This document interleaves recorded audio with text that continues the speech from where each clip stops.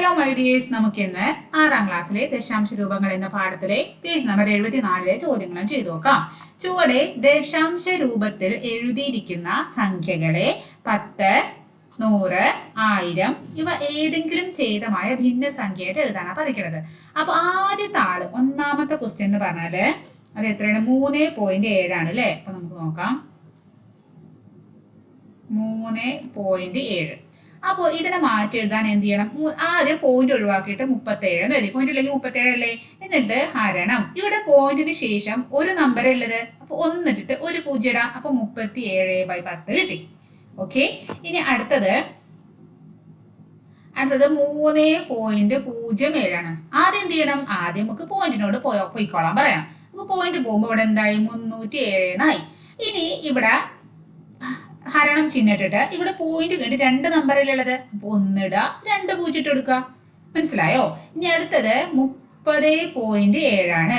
അപ്പോഴെന്ത് ചെയ്യണം? പോയിന്റിനോട് പൊയ്ക്കോളാൻ പറയണം. അപ്പൊ പോയിന്റ് പോവും. അപ്പൊ 307 ആയി. എന്നിട്ട് ചെയ്യണം 1 ഇടണം. എന്നിട്ട് ഇവിടെ പോയിന്റ് ഒരു നമ്പറല്ലേ. അപ്പൊ ഒരു 0 ഇടണം. ഓക്കെ. അടുത്തത് 3.72 അല്ലേ. അപ്പൊ 3.72 പോയിന്റിനോട് പൊയ്ക്കോളാൻ പറയാ. അപ്പൊ എന്താ? പോയിന്റ് പോകുമ്പോൾ 372 ആവും. എന്നിട്ട് ഹരണം 1 ഇട്ടിച്ചു. ഇനി നമുക്ക് എത്ര 0 ഉണ്ട് നോക്കാൻ. അവിടെ പോയിന്റിന് ശേഷം 2 നമ്പർ. അപ്പൊ 2 0. ഓക്കെ.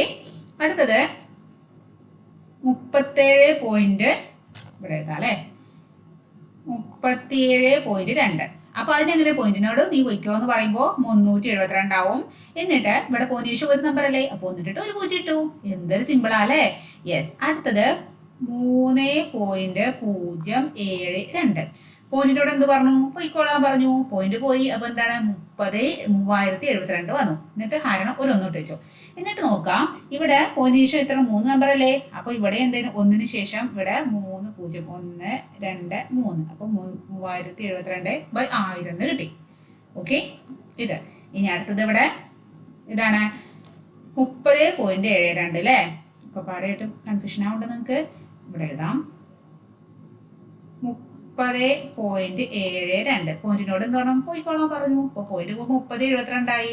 അതിനെ ഹരണം. എന്നിട്ട് ഇവിടെ പോയിന്റ് ശേഷം 2 നമ്പർ അല്ലേ. അപ്പൊ 1 2 0 ഇട്ട് കൊടുത്തു. അപ്പോ നമുക്ക് ഇതാ ആൻസറുകൾ ഈസി ആയിട്ട് കിട്ടൂലേ. ഇങ്ങനെ മനസ്സിലായല്ലോ. ആദ്യം പറയാ പോയിന്റിനോട് പോയിക്കോളാൻ പറയാ. എന്നിട്ട് പോയിന്റ് ശേഷം എത്ര നമ്പർ ഉണ്ട് അതിനൊക്കെ എന്തായിട്ട് കൊടുക്കാം.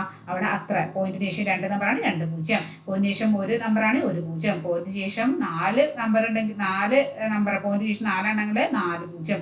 അങ്ങനെ പൂജ്യങ്ങളുടെ എണ്ണം ഇതാക്കിയിട്ട് നമുക്ക് എന്ത് ചെയ്യാം? നമുക്ക് അതിനൊക്കെ ഇങ്ങനെ ഈ 100, 1000 അല്ലെങ്കിൽ 10 ഇതിൻ്റെയൊക്കെ ഛേദങ്ങളായിട്ടും എഴുതാൻ പറ്റും കേട്ടോ. ഇനി അതിൽ അടുത്ത ക്വസ്റ്റ്യൻ.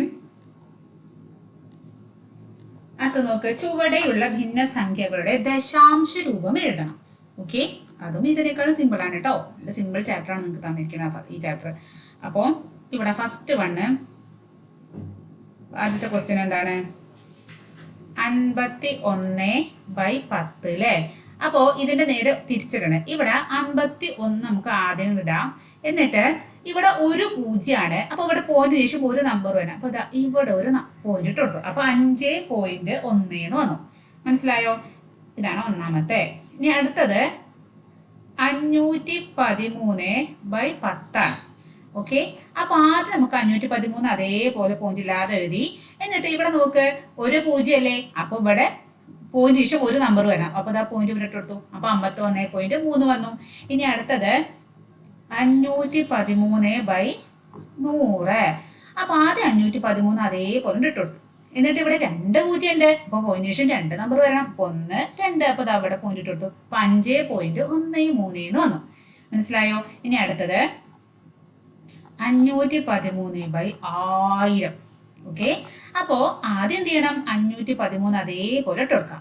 ഇനി നോക്ക്, പോയിന്റിന് ശേഷം ഇവിടെ നോക്ക്, ഇവിടെ 3 പൂജ്യങ്ങൾ എന്തുണ്ട്. അപ്പൊ പോയിന്റിന് ശേഷം 3 നമ്പർ വരണം. അപ്പൊ 1 ഒന്നുകൂടി ചാടി 2 ഒന്നുകൂടി ചാടി 3. അപ്പൊ ഇവിടെ വരാം. അപ്പൊ അല്ലേ ഇങ്ങനെ ആദ്യം ഒരു പോയിന്റ് ഇട്ടാൽ ചിലപ്പോൾ ഈ പോയിന്റ് നമുക്ക് കണ്ണിൽ കാണില്ല. ചിലപ്പോൾ പെണ്ണൊക്കെ അറിയാതെ കുത്തിയിട്ടുണ്ടായതായിരിക്കാം. ഇത് ഒരു പോയിന്റ് അല്ല വിചാരിക്കും വിചാരിച്ചിട്ട് നമ്മൾ ഇവിടെ 0 ഇട്ട് കൊടുക്കാം. അപ്പൊ എന്ത് വന്നു? 0.513 വന്നു. അപ്പൊ തെറ്റില്ല. മനസ്സിലായോ? ഇനി ഇവിടെ എന്താണ്? ഇനി അടുത്തത് അവിടെ ലാസ്റ്റ് 513/1000. അപ്പൊ എന്ത് വന്നു? ആദ്യം നമുക്ക് പോയിന്റ് ഇല്ലാതെ തന്നെ ഇട്ട് കൊടുക്കാം. 5 1 3 0. ഇനി നമുക്ക് ഇവിടെ 3 പൂജ്യങ്ങളാണ് അല്ലേ? അപ്പൊ പോയിന്റ് ശേഷം 3 നമ്പേഴ്സ് വരണം. അപ്പൊ നമുക്ക് ഇതാ 1 2 3. അപ്പൊ ഇത് ഇവിടെ വന്നു. ഓക്കെ, അപ്പൊ എന്ത് വന്നു?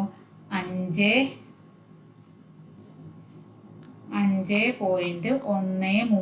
ലാസ്റ്റ് 0 ആവുകൊണ്ട് നമുക്ക് ആ 0 കിട്ടണമെന്ന് കുഴപ്പമൊന്നുമില്ല. അപ്പൊ 5.13 ഇട്ടാലും മതി.